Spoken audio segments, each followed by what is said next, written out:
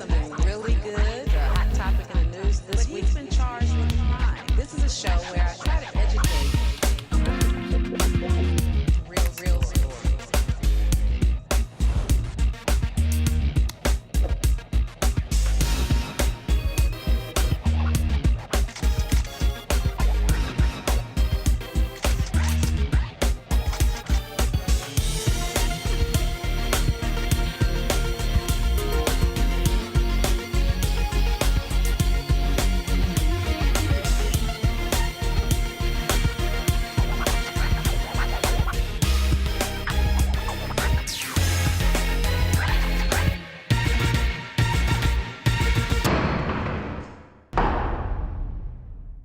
Thank you for watching Truth and Justice with Vivian King. We're excited to bring you another show tonight talking about Houston crime, Houston consequences, and all the things we need to know about the criminal justice system. I'm delighted to have my regular co-host, Mr. Danny Sneed, who is the encourager, who has done 15 years in prison, but we're so proud of him because all of the strides he's made to be a contributor to Harris County and to the veteran community, to our church community, and to me as a friend. And then also tonight we have Mr. Herbert Addison. Herbert has volunteered to tell his story because, you know, we want our youth and our young people to learn about the criminal justice system through stories. So, Herbert, tell the audience about yourself. So I grew up on the north side of Houston, Texas. Okay. Neighborhood called Trinity Garden. Went to J.C. Sanderson Elementary, Fleming Middle School, 5th Ward, and ended up at North Shore High School on the east side of Houston, Texas. So pretty much my story goes after I moved out of the neighborhood, which was Trinity Garden, where I had a lot of family roots, and moved over to the east side of town, Fleming Road. I can Now, never why would you forget move to the east side? Well, that's where my mom decided to move.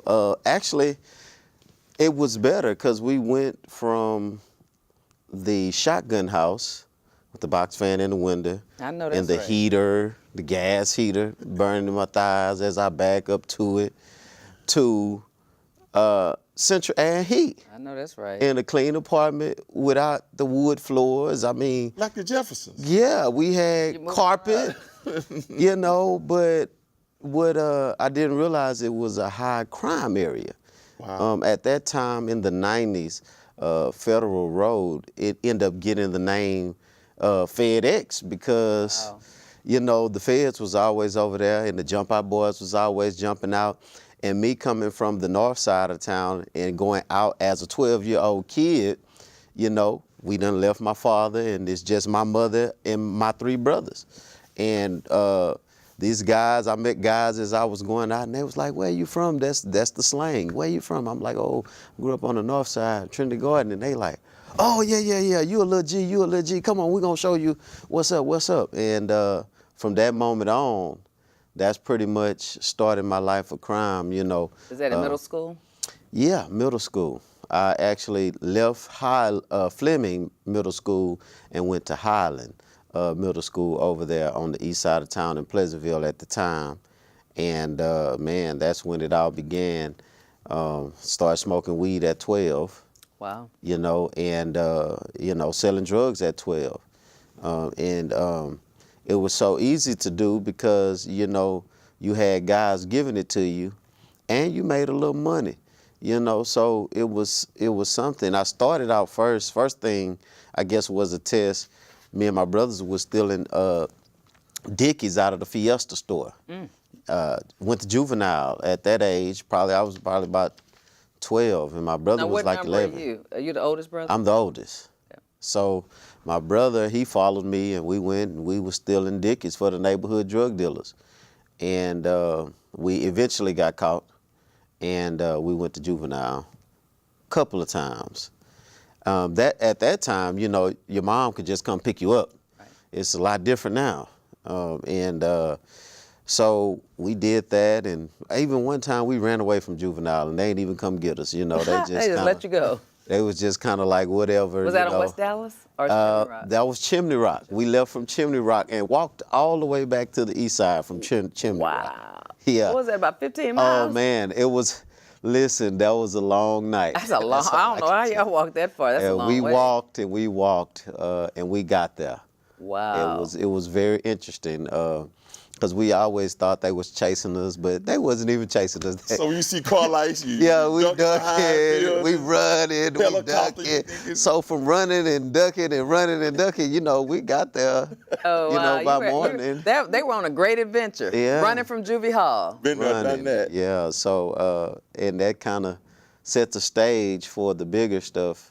All right, as I kids, got if you're older. out there listening, you do not run away from Juvie Hall. We're just listening to his story because it's going to end up really inspirational. Absolutely, absolutely, So, absolutely. but anyway, so from Juvie Hall, that didn't deter you. No, I guess because honestly, it made it easy at that time because you knew you could just go and your mom had to come pick you up. They couldn't keep you. You didn't. You weren't affected by breaking your mother's heart.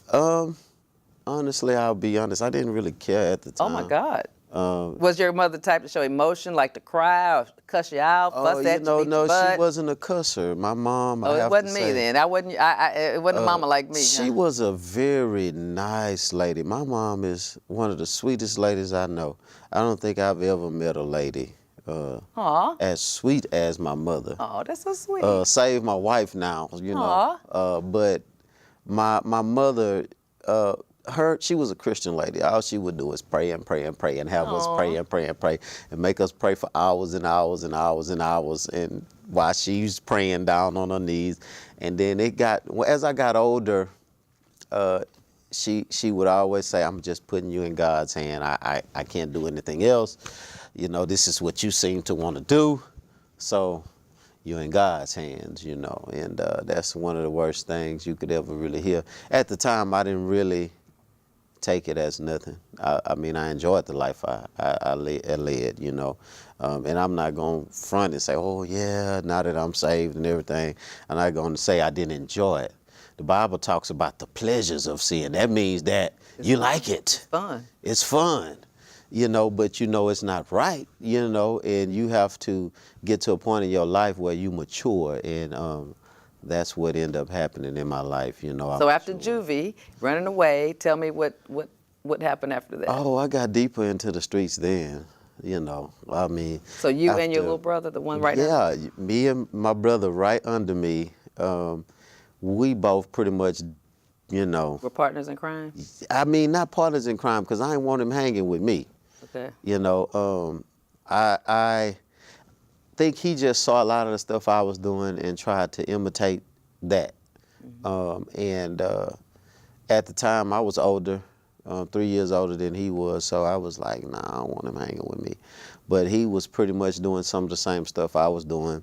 My younger brother, however, you know, his story is totally different. I mean, he saw us and he got the football scholarship. He got the free education, and he graduated from Mary Hardin Baylor, and then he graduated from Texas A&M, and now he works at UT. He got the master's degree. He's doing he did his thing, you know.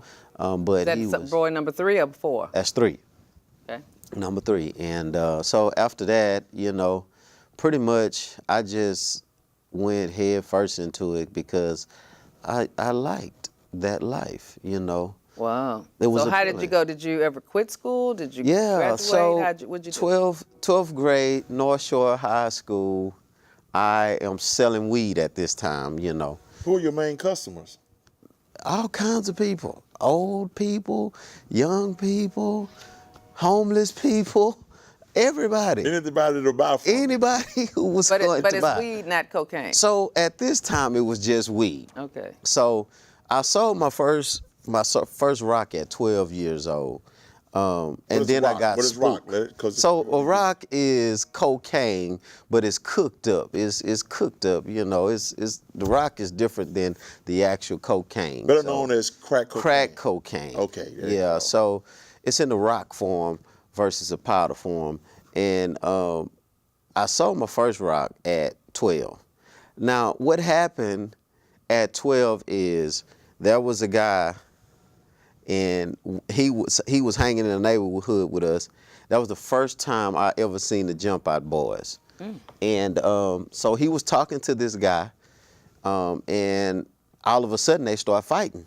So the Wow. Jump Out Boys is the police task force. Yes, That- police task force back in the day with Okay. Houston. All right. You know, when they had cops back in the day and City Under Siege and all of that stuff like that. So this guy is talking to a guy, and all of a sudden they break out into blows. Wow. And next thing I know, we're about to go over there and help him out because he's one of our friends. But But then he's fighting with the Jump Out Boys. but all these cars start coming in. See, at first it was just him and this one guy. But then all these cars just started whipping into the apartments. And as they whipped into the apartments, they started beating this guy down. They jumped out the car and they beat, when I say they beat this guy down, this guy was probably about 5 feet at the time. Little dude. And They beat him man, down. they They beat him like Rodney King. Oh, probably worse than that. You know, but a lot of stuff that happens never get on camera back then, you know. The stuff Right. that I see. Yeah, they would take your story. They would take your cameras back then. Yeah. The stuff that I see today, I'll be like, oh, that ain't nothing. You know, because, man, people's getting beat up every day. And so at that point, that made me stop selling rocks at 12 because this dude got beat up. So I didn't really sell anything until I hit high school, 9th grade. And when I moved to the east side, it wasn't many people smoking weed like that, you know. So I was like 8th grade and I was already getting high. Most of the people wasn't getting high over there, so I was introducing them to the weed. And then next thing you know, selling weed. 12th grade year, I had been selling weed for a long time. Me and a couple other people in the neighborhood, we just selling weed.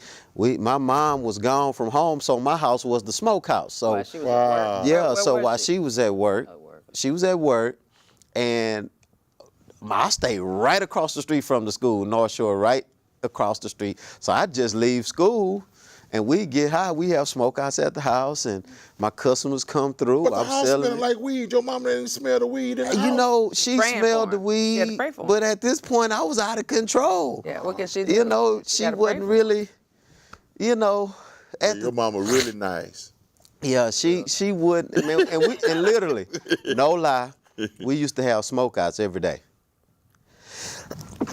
Every day. Yeah, every y'all day. curtains and furniture smell like weed. Yeah, every day we used to come and we used to smoke out the house. We'd have the girls in there, and we'd be flowing because I used to rap. Well, I still rap, so we'd be flowing. That's back when Screw was out, so you know we was making Screw tapes of our own, and we had the mic in the closet, all kind of stuff. So, 12th grade year, I got kicked out of school because they caught me with the weed, and so I went to jail, and that first charge of weed, I think I spent a couple of days and then they let me out, and I went back to school. I was supposed to go to ACE and go to school from 10 to 12. But shoot, by time 10 o'clock hit, I was already in full swing of selling. And then that's when I really started selling crack because it was bringing me more money. The crack started bringing me more money. And I was kind of smart with it. I didn't really keep a lot of crack on me. I would only move around if I knew I had a customer, so I didn't really keep much on me. You know, a couple of guys I knew, they kind of taught me what to do and how to do it, and never keep a bunch of drugs on you, and don't keep a pistol on you because, you know, that's an extra charge, you know. So they kind of broke the game down to me. And so, back then it was friendly too, because nobody really packed a pistol. You know, a lot of people don't know that. They look In the at 90s, you. yeah, this is the in the 90s. 90s. You know, a lot of people, I never packed a pistol like that, you know, unless I needed to, if it was some beef jumping off. That was the only reason. But other than that, we didn't really pack pistols when we sold drugs. A lot of people fought with their hands. If you had a problem with somebody, you know, you just went on ahead and y'all squared up, and it's pretty much, you know, the best man won. And if you felt like you didn't get another shot, you get another shot. You know, you see them again. You know, that's just kind of how it was.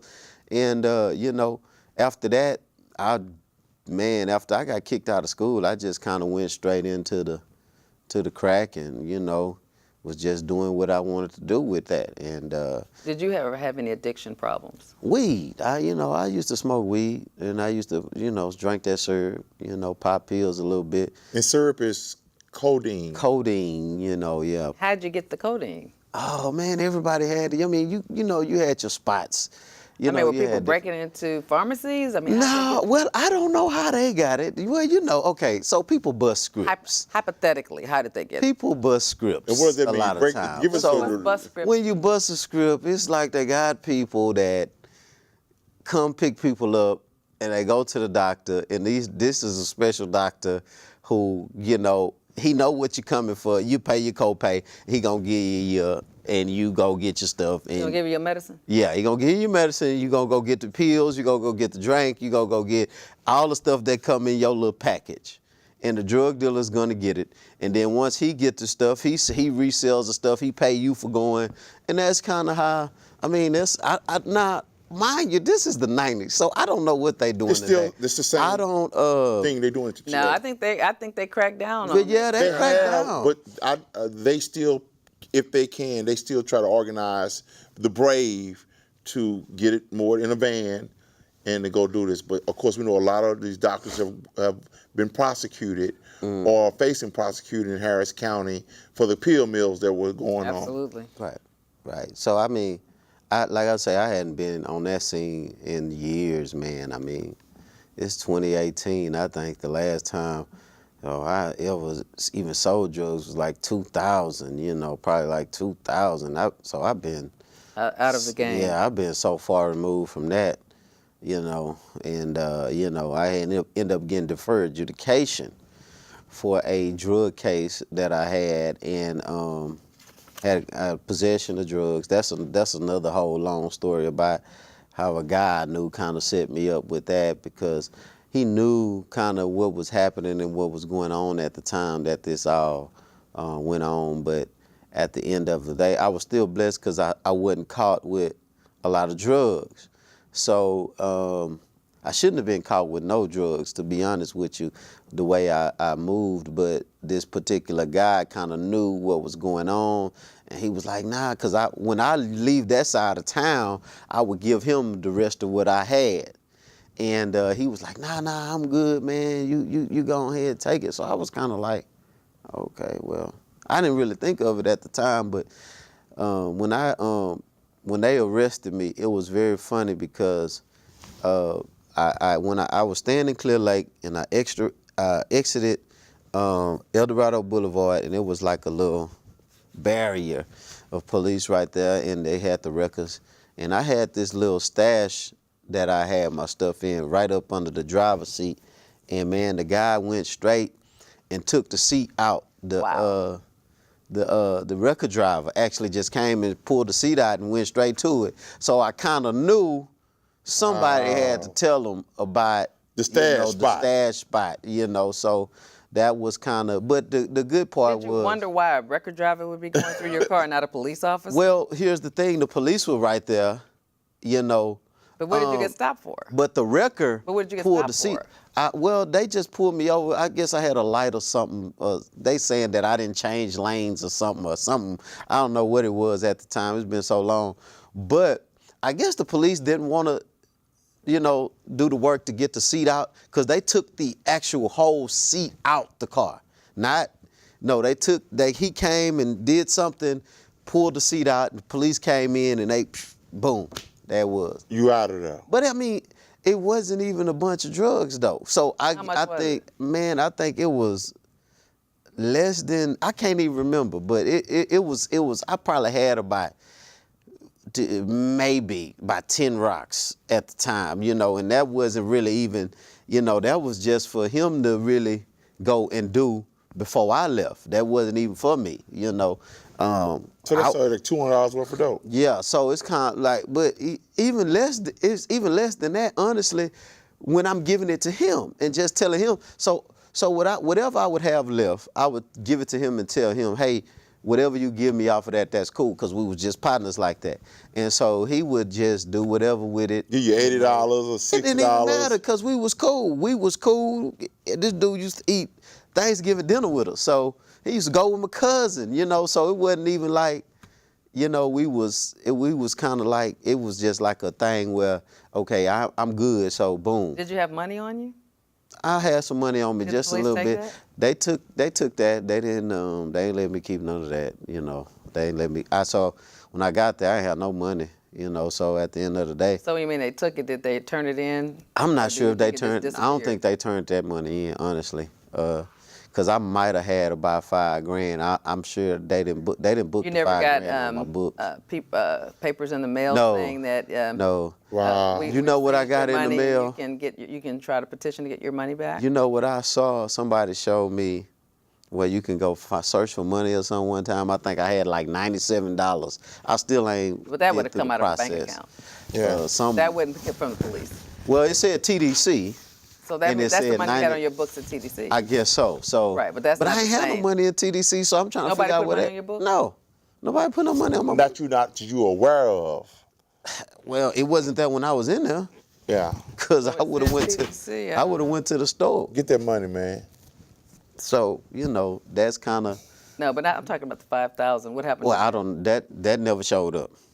Yeah, that never showed up. Did you So. ask your lawyer where it was? Nah, at the time, I was just happy that they was talking about deferred adjudication Okay. versus me. So you had doing charged some that to the time. game. Yeah, I mean, So you did deferred adjudication? well, I ended up getting like 4 years deferred adjudication. Did you violate it or did you? I complete it? violated that. And why did you violate it, young man? Well, you know, I had some relationship issues at the time. You know, at that time, I had a lot of relationship issues. I had got married. I was like 19, and you know, and I'm married to this girl that was used to me doing the hustling thing, and so now we got this regular now. So I'm working When a you got job. on probation, you had to get a Right, regular I'm trying to job. work at the job. I'm not smoking.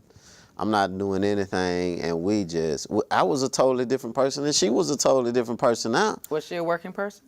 Yeah, she worked a little bit. She would work a little bit, you know. I would be honest, she was a nice lady. I was not a nice guy, you know. I had several ladies on her, you know. You know. So it was more you than her. Right, at the beginning. And you picked up a case with her. Yeah, I And how picked did up the that happen? case. So I had some girls in the house at the time. At the house of your wife's house? Yeah, Oh, we you was were a staying real in Clear bad Lake. boy, weren't you? Yeah. So and, when she's at work, you had somebody else there? yeah, Like more than one yeah, girl? Yeah, Or she caught you with more than one? Or they were Well, all there at the same time? at this time, this was one girl, but then she caught me with the first girl, and then there was another girl, and So when a woman catches you in your house, what does that happen to you? well, we wasn't Does she- having sex. We was probably we was smoking at the time. Sex was done. We was just chilling, getting high at this time. You don't know. realize that your wife could come home anytime? She was supposed to be at work, you know, at this time, but this was. Why do you think she came home from work to catch your little butt? I think the neighbors probably told her, you know, he got these dudes or whatever. I mean, he got these girls, these dudes next door that was staying next door to me, probably was trying to get at her. So they was probably, you know, doing a little hating here and there. And so she would come home and she would try to fight these girls and fighting me. And so I would, you know, push it. She'd call the police, and then next thing you know, the police come and they take me. I got a assault charge. You know, and then I think when I ended up violating the last time, they had charged me with assault with a deadly weapon, aggravated assault with a deadly weapon. Now, here's the story on that. She actually hit me with a jack handle. Dang. So, She was trying to kill you. yeah, and I still got the mark right here in the middle of my face. Wow. She hit me with a tire iron in the I can middle see of the face. Yeah, oh yeah, you can see it.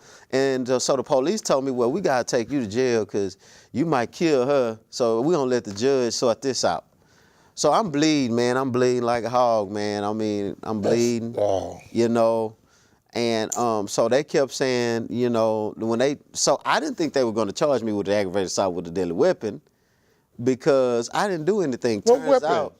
So turns Weapon out she had, I guess. she told the police that I hit her. I kidnapped my son. She told them this whole story that was like something that never even happened. Some Tyler Perry with a rope. Yeah, and so I'm sitting there for like maybe 8 months fighting, and they trying to give me 20 years. Like when I first years? when I first went there, they was like 20 years. I was Wow. like, man, y'all crazy. I'm not taking 20 years, and so they eventually, I kept telling them no. And I sat back there, I think they had went all the way, they went to 10 and they went all the way like to 8. And I was like, listen, I did not assault this woman. I did not hit this woman. I was hit with a jack. And so my dad, I had a court appointed. My dad, when it eventually got me a decent lawyer, you know, my dad, shout out to him, because he went and pawned all his tools and Wow. man, he did all he could, and he got me a lawyer. And this lawyer came to court. He came and saw me. I told him the story. He said, okay, we're going to get this dismissed. I said, okay. And he say, next time, I'm going to reset it this time. Next time we come back to court, we're going to have this dismissed. Man, that next time, he got the case dismissed. Well, did he get? You just pled the time served, right? So he got the aggravated assault with a deadly weapon dismissed. And then I they went to refiled a probation hearing because I'm on deferred adjudication. Right. So in the probation hearing, he said, I see that, I think his name was Brian Raines. And he said, I see that, you know. That's the judge. Yes. He said, I see the case was dismissed, aggravated assault with a deadly weapon. He said, he asked me, he said, did you assault your wife? I said, no, she assaulted me. And he was like, oh, okay, well, that may be. He said, but I told you not to come to my court.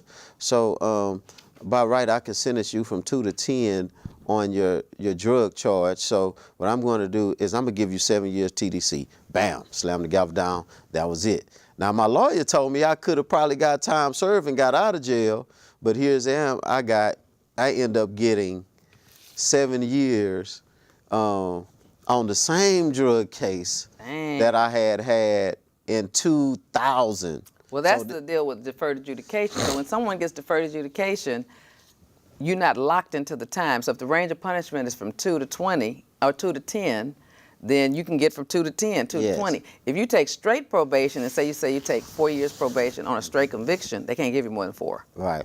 Because you've been convicted for 4, you agreed to 4, you just got probation. Mm-hmm. But if you get anything called deferred adjudication, you've not been convicted. So the Yeah. judge still has the full range of punishment. And that's that double-edged sword, Yeah. because you usually get caught up. Can I add that deferred adjudication is supposed to mean that if you complete your sentence, it doesn't show on your record? That's not what it means. That's You not made what that it up. means. You made I'm that asking up. you what, so most if people it's think deferred, that. Well, what that's they what tell people you. tell you. It means that so you they never, lied to me. if that's what they told you. Well, how can they lie to me in the court system? They say, well, Danny, we're going to give you deferred adjudication. And if you complete this, you won't have a conviction. That's true. Okay, that's what I was saying. No, you said that it won't be You on your won't have a record. conviction, But you it's have a still- Oh, you it have a- showed you that I have a got rec- the- you have a record of deferred adjudication. So, And deferred adjudication means deferring the adjudication of your guilt, so you're not found guilty. So you can legally say you've never been convicted. But if you're people not can still convicted. use it against me when I'm applying for jobs. Correct. Anybody can do anything. I can use against you right now because I know you're a felon, but that doesn't mean I will. So, I mean, people have the right. It's their job, so they have the right to use whatever they want. So there's nothing against that. I mean, people can say, I don't like you because you're black and I'm not hiring you. I don't like you because you're a veteran. I don't like you. So, I mean, just saying people, the thing that we have to learn in society, because it's so fragmented, is that you don't have a right to anything. But you can get anything you want in life if someone gives it to you. So you don't have a right to a job.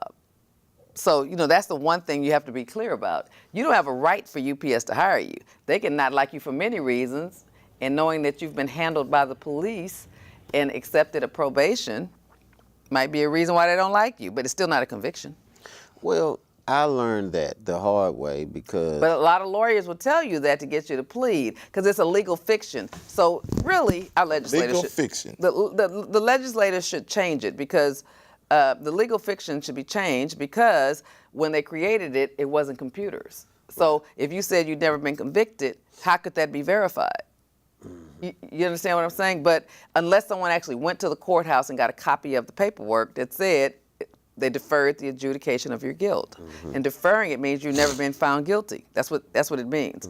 But now that there's computers And although the words might be there, the fact that someone saw that you got 4 years deferred adjudication means you were on probation for 4 years. So that there's no distinction because the people reading it are not lawyers, so they're not making a legal distinction. Plus, ultimately, they don't care because you've still been handled for that crime. So, I mean, it really should be changed, and there should be it should just be one way of doing it. My lawyer friend is the one, Reverend Harrison Fisher. He told me, I was telling him, I want to get this expunged. He said, man, there's no such thing. There's no such thing. And I was like, what? You can get a pardon. Yeah, you'd have to get a governor to pardon. Yeah, that's what. And I never know the governor's to pardon, but only if you say, like, if you got charged with murder, you go to trial and you win. That murder charge is still on your record, but it says dismissed or it says not guilty, but it's still there for the public to see. That you were charged with it. And went to trial and got found not guilty. So that's still a record. With computers, what is a record? So when people used to say 20 years ago there's no record of it, it's different now because there's all kind of things on the computers. There's false information about people on the computers. So it's a computer record of everything now. But you can get that expunged. The only thing you can get expunged is if you got found not guilty or grand jury found no probable cause. So that means it shouldn't have ever happened. Right. But if you got probation, there's no expunction for that. And that's frustrating because a lot of churches have expunction clinics. I did one of the first ones I'd heard about, a big one at Fountain of Praise in 2007. Got about 20 lawyers together. We did it for like 200 people, had our computers, and very few people were eligible to get their cases expunged because there weren't dismissals or no bills by a grand jury. They were all deferred adjudication because some lawyer who wasn't educated or intentionally lied to them told them it was dismissed and off their record, and it's not true. That's correct. It's not true. It's a very narrow set of cases and circumstances that you can get expunged off your record. But expunction is a powerful tool that people should use more when they can, and juvenile sealing of records is a powerful tool because juvenile stuff is starting to get on the computers too. So it's powerful because you legally can say it never happened. So that's why it's powerful if you can do it. Well, let me ask some facts that you gave us about expungement. Even if someone had your case expunged, you told us that some agencies will stop carrying it, but there's no guarantee that when a person does a background, that there's an agency out there that didn't remove it. Right, all legal governmental agencies have to remove it. The problem is there's a lot of IT firms, .com firms from the 90s, they started in the 90s, where some computer nerds, kind of like Facebook, they're just sitting there going to all these public record sites and picking your information up. They're just going on the computer. They used to go sit at the courthouses and just type it all into a laptop, and they sell it to people. So when you see background check on something for $30, those are individual people who've created a business and gotten rich off of selling people's backgrounds that they're accumulated from all public records. They'll just be sitting down in the district clerk's office of all, they disseminate the information. And so our laws were changed to say that those companies have to sweep through their records once a year to see if those cases have been expunged. Once a year, they have to do that, or you can sue them. They created a cause of action where they can be sued for not taking it off of their databases. But those are those private companies. All governmental public agencies, the police wouldn't have it, the DA's office wouldn't have it, nobody, probation, law enforcement wouldn't have it. It would be off. Man. Interesting. So it's an interesting topic. I need to ask my friend Anthony Graves if he got his expunged since he did 18 and a half years on death row. I've heard some positive things about Mr. Graves. He's joined some other coalitions. They're really using him as a... Yeah, he markets himself.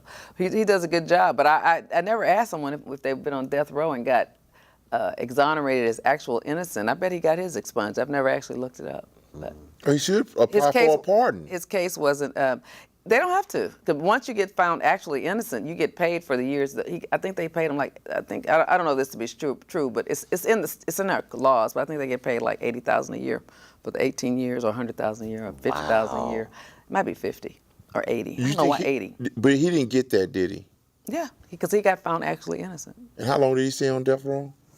He was incarcerated for a total of 18 and a half years. The part on death row might have been 14 years because he was in, you know how you stay in jail for a couple of years, wait to go to trial? That's not death row. But he was totally incarcerated for a total of 18 and a half years. But I think the death row part might have been 14 years.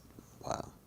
Wow. Yep. I'm not good at math, but you know that's a lot of. lot of money. Time to be innocent. Yeah. What you thinking about? He thinking Yeah. about that. Yeah, but why- he had children. He had a wife when he went in. Cause I mean, when you get out of prison, you can spend a lot of money fast. But you don't got. I mean, you just don't think got how much that when does you get out, though. how much does a house cost in Maryland? $300,000. I mean, you Oh, got to yeah. buy a car. You got kids that you never raised, so you got to do things for them. I mean, it sounds like a lot, but it goes fast. goes fast. His income is made by speaking engagements. And some of the things that he's on. It sounds like a lot, but the first time I met him, he had an entourage of people around him. So you buy a couple of houses, that money can go, and you're paying your bills every month. You know how much that costs. Well, you know what they say. Just think when- about this: a person that makes $100,000 a year in 10 years, they've already made $1 million. So I mean, but they don't have any extra money. And he's been out for a long time now. So I'm just saying, you don't have any extra money if you make $50,000 a year for 20 years. I mean, you don't have any extra money. That's true. You see what I'm saying? So two people make $50,000 apiece, make 100, but how much do they have left? Nothing. Nothing. Need some more, in debt, got credit card bills Yeah, high. So absolutely. it sounds like a lot, but when you've lost 20 years of your life and you got to make up to your loved ones, you got to make up for lost time. It's But just see, a lot that's you the have to buy. that's the problem. You don't have to make up, and I think that's what a lot of people don't realize. You don't owe anyone nothing. Well, tell us about your revelation. What happened? What brick wall did you hit? Was it prison? Well, You had to do that 7 years. before I went to prison, I had begun to turn my life around. I was when I was on this deferred adjudication, I was going to church and trying to do the right thing. And right before I went to prison, I was working at a steel company called Max Steel, and there was That obviously hired him, even though he had a criminal record. right. They did. I had to defer it, and they still hired me. Well, I got in through a temp service, so that's kind of how that went. I was going through, like I told you, a lot of problems in my marriage, and we were separated for a little bit. So I was really down at the time, and I was still going to work though. And this guy came up to me. I'll never forget his name. His name was Danny. All right, Danny. This guy's name was Danny. I don't know where this guy is at today. I wish I could find him though. He came up to me and he said, "Hey man, I just wanted to give you some encouraging words and let you know that God is there for you, man, and He got some work for you to do. And if you ever want to have Bible study, man, we have Bible study over here, and in the break room on such and such day and such and such day." I was like, whatever. I ain't trying to hear no Bible study. I was like, all right, man, whatever, One particular day I was feeling real down, firstborn child, with my first wife, and that's something, man, when you can't be with your kid, and I was really down this day. So I went to this guy and I was like, "Hey man, y'all having Bible study?" And he was like, "Not today, but man, I'll have Bible study with you if you want to have Bible study." And I was like, "Cool, well, look, what's up?" And so we went, we had Bible study, and the scripture was Nehemiah, when Nehemiah was rebuilding the wall and all the opposition that he went through. And the man told me, he said, "Hey man, you need to accept Christ because God has a great work for you." And he was like, "When you do, you're going to go through." He said, but don't worry, you're going to come out." So I was like, I think it is time for me to turn my life around, and I'm going to go ahead and accept my call. I know I'm supposed to be doing How old were you stuff in then? the church. Maybe about 24, 25. And then right after that is when I went to prison, like 3 months later. You gotta go through. No joking. Like literally after that dude told me that, I let her come back home, and that's when we got into it, and she hit me with that jack, and I went to prison. And so I was mad at first because I was like, "God, like, say, man, like I'm trying to do the right thing, like Already. I'm trying." And I was like, man, it was ridiculous because I didn't want it at the time. And my lawyer, dude, man, when I got that 7 years, I was broke up because I'm not thinking I'm finna get 7 years, because he like, oh, well, he can sentence you from 2 to 10 when you go to this probation hearing. But 9 times out of 10, Oh, and Raines was notorious for giving people time. and he was like, 9 times out of 10, man, you gonna go home today because you got 8 months on this sentence.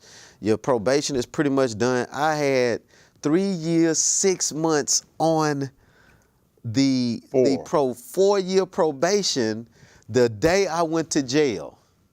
I was 6 months. I was almost done. I kind of almost feel like she done it on purpose, but I can't prove that, you know. But 4 years, almost done. I go to jail at the 6th month. Wow. I'm sitting in jail 8 months. My probation is supposed to be over, you know. And so I done the 4 years.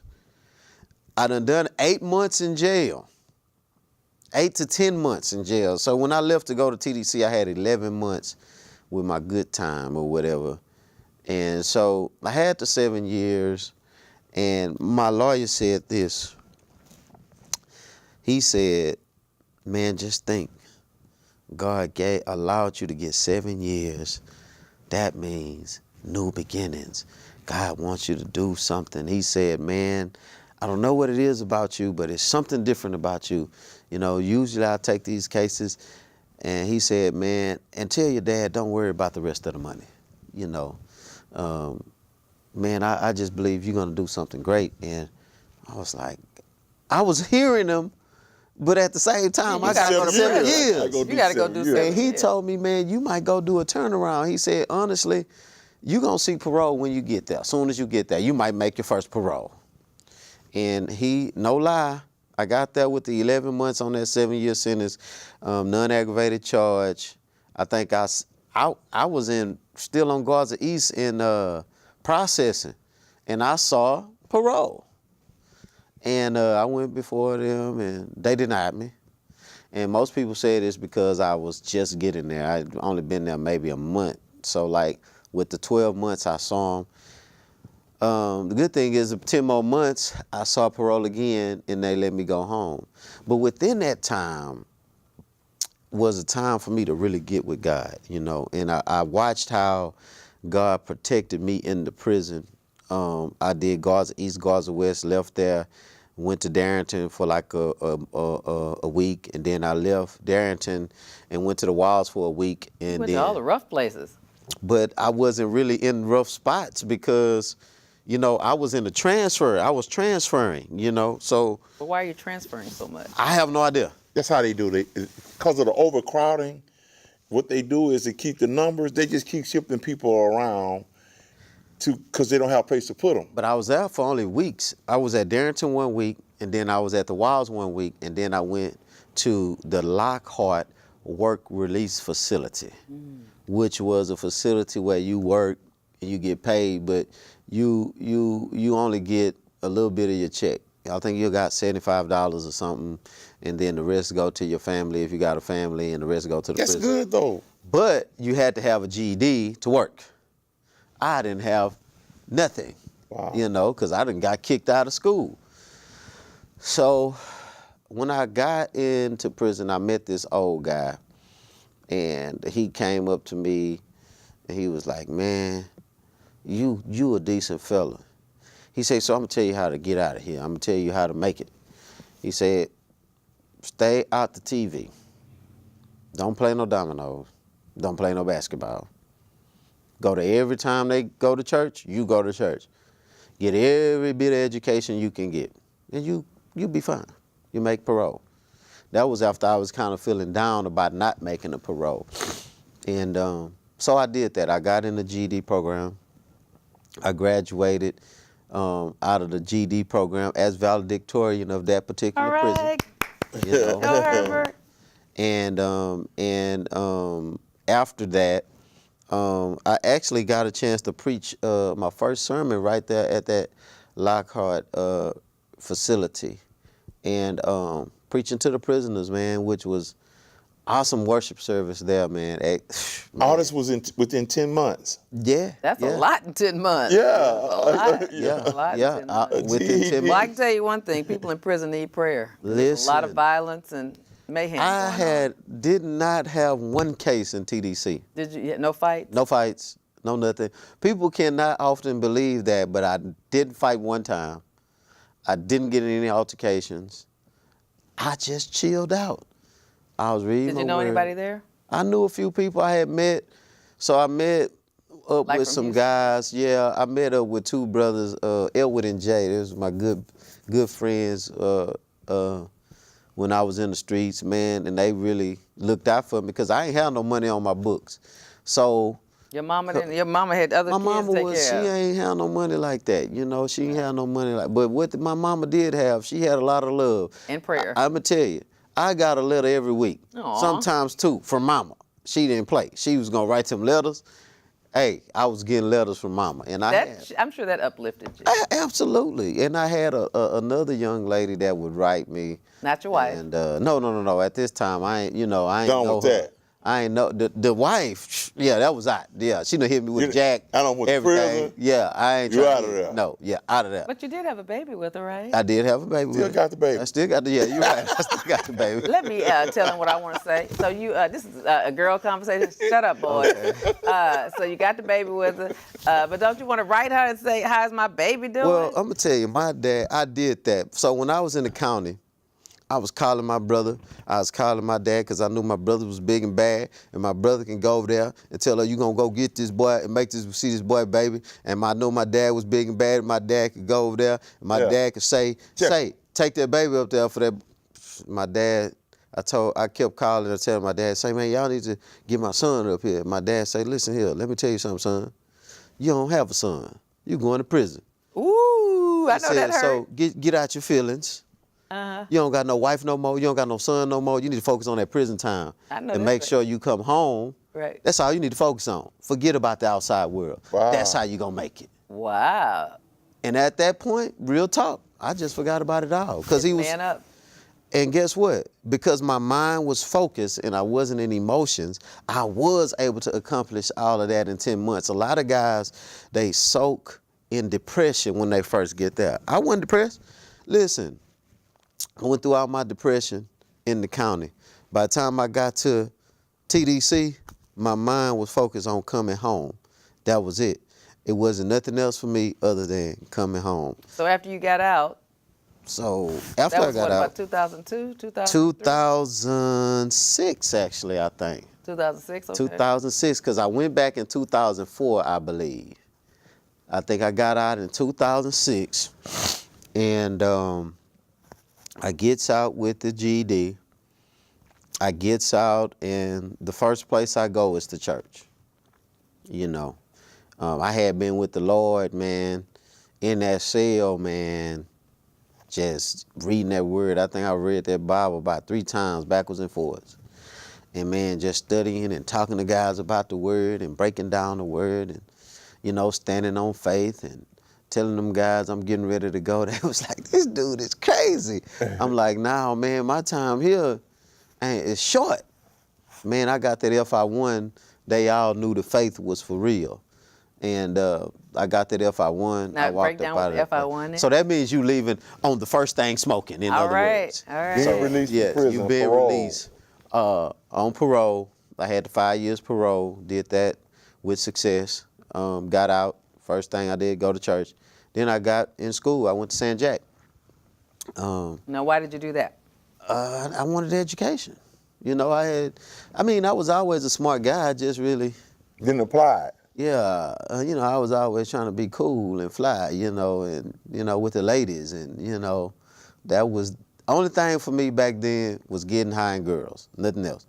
You know, I you know, looking good, getting high and getting the girls, that was it. And so when I got out, I just felt like I had owed myself to education because I got this felony, so I need to stack some paper on top of this felony. So that was my thing. But when I went to San Jack, I ain't really like it. So I stopped going. And I came out, like I told you, I was rapping and stuff, so I came out, I was doing this Christian rap. And so at first I didn't really like doing Christian rap because I thought it was corny. And people would always pressure me because they knew I used to rap. So the church people would be like, you should make a rap about Jesus. I'm like, man, no, I'm not making no rap about Jesus. No, I can't even stop cussing right now. I'm just trying to figure out how to stop cussing, you know. And they was like, man, you could do it. I'm telling you, you could do it. And this one guy, Tony Lewis, he kept bothering me every Sunday. Now, what church were you going to then? So at this church, time I was going to a church in 5th Ward. Times of Refreshing was the church. And just kept bothering me. So finally I did that. And I wrote the first rap with the dude. Didn't really, I just did it for him. And I didn't really have my heart in it. When I feeling it, yeah. Nah, and then when I finally went to this church, Continue Praise Cathedral, the kids over there were just so drawn to me. And so he preached a sermon about like you can get bumped. If you don't do your part in the kingdom, in other words, you can get bumped. And I was like, that's cool. And the lady came up to me and she said, you should make a song about that, because everybody knew I used to rap, you know. And so I said, you know what, that might be a nice song. So I went and made the song. And then from that song, I ended up just making a whole little mixtape and just started going to churches. You know, churches would call and was going to churches. I had these kids, they would follow me to these churches and was doing that for a while. And man, back in 2008, gospel rap is very different than it is now. Churches was loving you to come in and speak to the youth. And then I end up at this church, Covenant Glen, United Methodist Church, under Dr. Robert Childress. Went over there for a harvest festival. Man, I did my song, and man, them kids was like, man, you should come back to church on Sunday. Man, we like your music. Man, why don't you come visit our church? I was like, and I got married to my wife now, Ashley, and we are newlyweds. And so so I wanted us to find our own church, because this is the church I met her in, where her mother goes and all of that in 5th Ward. And I was like, oh, we need to do our own thing. We married, time to do our own thing. So we ended up visiting. Man, I enjoyed it. The pastor was preaching about marriage and family. And at that time, I'm like, we need that foundation of marriage and family, because, you know, this is how we're going to make it. And the kids was like, oh, you coming back next Sunday? And before you know it, the youth pastor there, Reverend Linda at the time was her name, and she was the youth pastor. And she was really in the transition. So she would call me up and be like, you want to teach the kids this Sunday? I was like, yeah, cool. So she would start doing that every Sunday. So I ended up joining, I think, in December. And before you know it, they asked me did I want a full-time position as the youth pastor. And this guy who was a felon, they allowed him to be the youth pastor over a church of over 3,000. Wow. I'm sitting in this church with these kids. I don't know the first thing about being a youth pastor, but the only thing I know is the word, and I know kids need love. And from that point, man, it just began to catch fire, man. We going to camps, we doing all kind of stuff. And then that pastor came to me. He was like, man, don't just take this job and just use the job, man. Get your education while you're here. You got the time, you know. This is a cush job. You can get your education. I was like, I don't know, man, because I'm still paying on these student loans that I had from San Jack. And he was like, He said, listen, you got that nice car out there, because at the time, you know, I was still kind of young, so I had this little Dodge Charger with the 20-inch rims, you know, I'm rolling, I'm clean, you know. And he like, you invest in that car? He say, you just bought you a new house? You might as well invest in yourself. That's the greatest investment ever. You don't think you worth the $100,000 loan or whatever it may cost? I was like, okay. I still didn't go, though. I was like, nah. What got me, that was this kid in the youth group, Isaiah. Believe it or not, we have 3 minutes, so get to it. Isaiah got me started in school. He had called me up and said, hey, can you take me up to HCC and I want to try to enroll in school. And I was sitting there and I was like, you know what? if this kid can go to school, let me get myself up and go to school. So from to that day forward, I started school. I graduated, degree in social service from Belhaven University. I'm currently now in the master's program. Good. And I got about five more classes and I'll have my master's. Good. Now, are you doing that online or in classroom? No, in classroom. Now, where's Belhaven? That's in Katy, Highway 6. It is an extension campus of Belhaven in Jackson, Mississippi. Got it. So, So you got interested in school and invested in your own education. absolutely. How do you feel about that? Do you feel like you've accomplished something? Absolutely, man. I have a degree. I mean, it's nothing. So where are you like, working now? So right now, I'm working at Arrow Academy. I recently resigned at St. John's downtown because I went from there and I went to be the youth pastor at St. John's. Now, how long were you the youth pastor at our church, St. John's United Methodist? 2 years. I started working at the Northwest campus. Oh, that's why. Okay, you at Northwest. And I was there for like 6 months, and I was working part-time, and then I came on full-time, and I was downtown until actually about 3 weeks ago. And you resigned to do what? We had some differences that I didn't Couldn't work out? agree with. But where are you working now, though? I'm working I always had another part-time job at Arrow Academy, so I'm doing Arrow Academy. And I'm still reaching out to the kids through my own ministry called Salt Culture Ministries. And currently waiting on the conference because I'm a licensed local pastor in the United Methodist Church. So I'm up for some church or somewhere. Good for you. do Now, when you, what were you saying you were doing? So when you teach at Arrow, what do you teach? Is that like a part-time? So gig? What do you teach? I do nutrition there. Okay. I'm the nutrition manager at Arrow Academy, part-time. So that's a part-time Is that an elementary thing. school or? Yes, elementary. Okay. So that's what I'm doing now. Good for you. Good for you. So how many children do you have now? So I have 2 children. My oldest is 16, Okay. and my youngest is 6. Good for you. It sounds like a great story. And how do you know Danny? So I was over Path to Freedom when I was at St. John's and met Brother Danny. So he knows some of my challenges. So you took over Danny Chisholm's plot? Yes. So I was just kind of, I want to say I took over his spot. I was just kind of the guy that Danny runs it, but Right. Danny would just kind of let me know what was going on. He was a mediator between between the church and, Right. and the ministry. Right. We got 1 minute, so I'm going to let Danny say something, and I'm going to close out with you, Pastor. Well, I just want to thank you, man, for having the courage to tell your real truth on Truth and Justice, man, to allow you to tell your story, to allow it to reveal God's glory. And you definitely fit the profile going from ex-con to icon. And I appreciate your friendship and the leadership that you've shown, man. And you've shown that there's life for anybody that has had the experience of incarceration. And again, thank you for telling your real truth on Truth and Justice with Vivian King. Well, I just want to let people know that you can change. People do change. And I still lean on the scripture, you are the salt of the earth. And if the salt loses its flavor, it's good for nothing. I think the church needs to get back to putting the flavor in the church. That's why they losing people like me. And that's why they losing other people that want to come in the church from the street because they don't want to accept that. You got to be able to accept the people that want to change. That's what Jesus did. That's why he said, if you are the salt of the earth, you got to be able to draw the people. Flavor draws people.